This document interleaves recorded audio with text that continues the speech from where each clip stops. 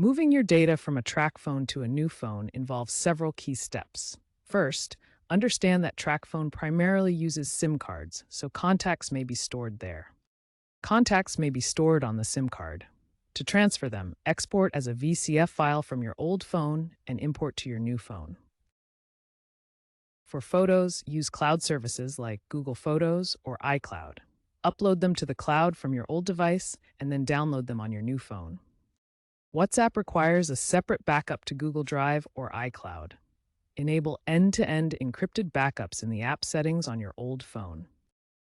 Then restore the chat history on your new phone after installing WhatsApp using the same phone number. This process is device agnostic, but ensures all your essential data is moved. When transferring from Tracfone, account data such as your balance and plan doesn't automatically transfer. You'll need to use the Tracfone app or call customer service to manage this. If your old Tracfone uses a CDMA network, you might need a new SIM card from Tracfone, which may involve a fee.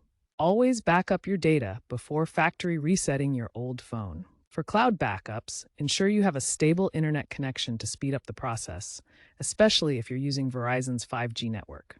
It's also a good idea to enable two-factor authentication to secure your account during the transfer. While transferring data is generally straightforward, remember that Android to iOS transfers may lead to some app data loss due to platform differences.